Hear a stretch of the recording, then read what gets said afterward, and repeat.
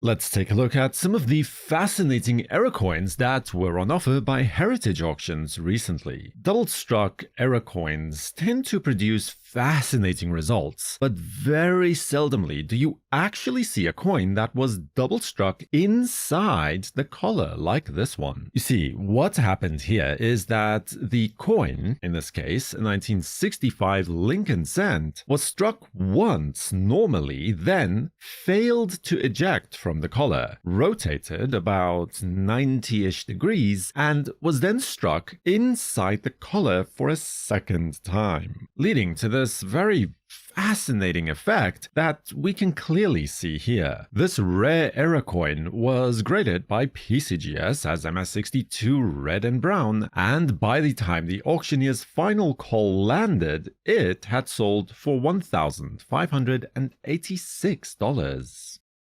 Before coins could be struck in the minting press and eventually make their way into circulation and pocket change, the blanks that the coins were stamped onto first had to be punched out of a single sheet of metal. In this case, what we are looking at is a partially punched planchet strip of Lincoln pennies, or a copper sheet that would eventually become Lincoln pennies. It measures about 11 by 5.5 inches and is only partially punched through. A fascinating insight into the minting process that was sold at auction for $2,074.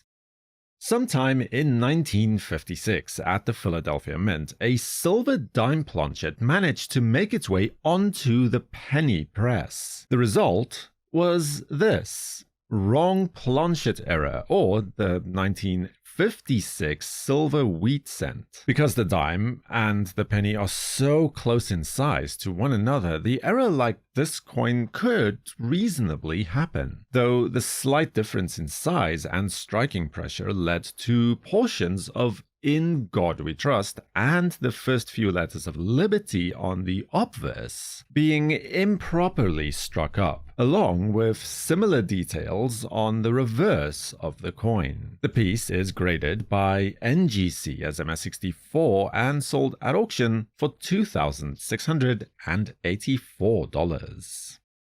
Error coins can range from anything from very subtle to extremely spectacular. Now, this piece ranks probably somewhere in the middle of that range. It is an Indian head cent from 1880 that was double struck around 45% off center for the second striking. So what happened here is that the penny was struck once, perfectly normally, then failed to eject properly from the minting press, got stuck around halfway, and was then struck for a second time, leaving the off-center impression on both sides. The piece was graded by PCGS as VF30, and by the auction's close, it had sold for $2,806.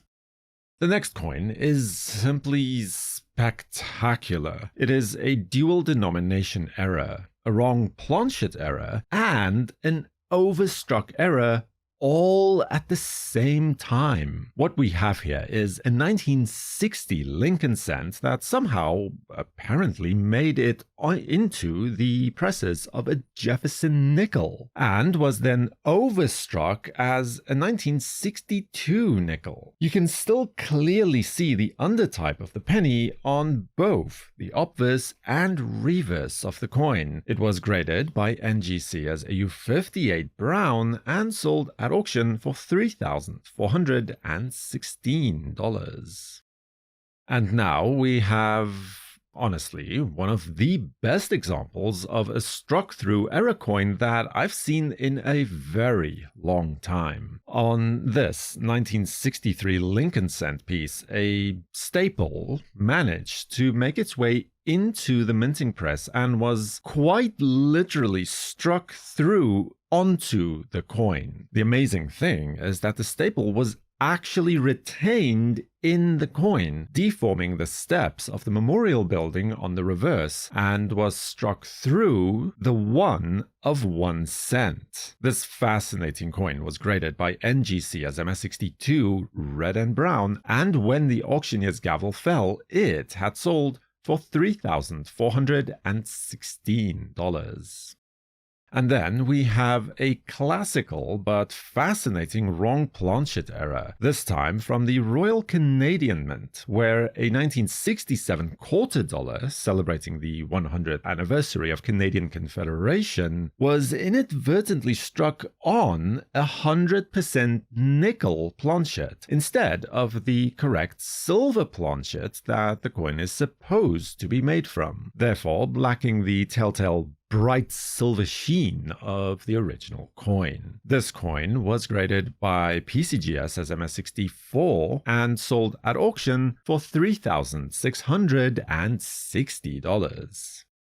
A bonded pair is where two or more coins have been struck together and through sheer force of the minting press been fused into a single unit. It is extremely rare that you see multiple coins fused in this manner, but that is exactly what we are looking at now. 3 planchets in a bonded trio of 1996 Lincoln cents. The copper cladding of the coin being forced to tear away from the sheer force of the minting press and revealing the inner zinc core. This amazing error coin was graded by NGC as MS66 red and sold at auction for $4,457.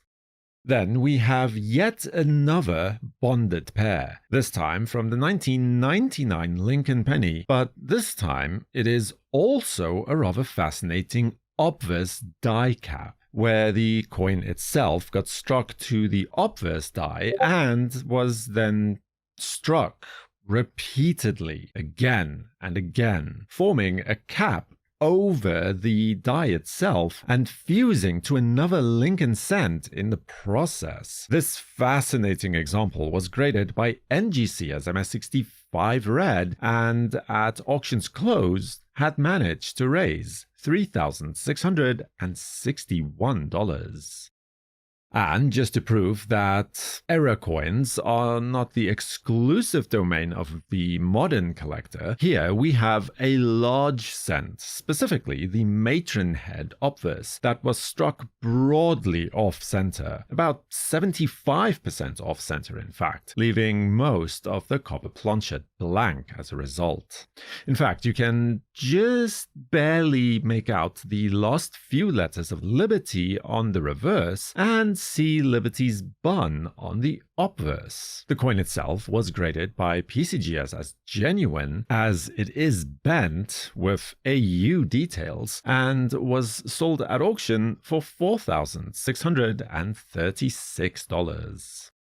So one of the most persistent criticisms against the small dollar coin, first the Susan B. Anthony dollar and then the Sacagawea dollar, was its sheer size. The fact that it was so close in diameter to the existing quarter dollar led to constant confusion about the coin in circulation. And here we see another example of exactly why that criticism was completely valid. We have a Sacagawea dollar coin that was inadvertently struck on a Washington quarter planchet. The fact that we have two coins that are virtually the same size made this error almost inevitable. This coin was graded as MS64 by NGC and sold at auction for $4,880.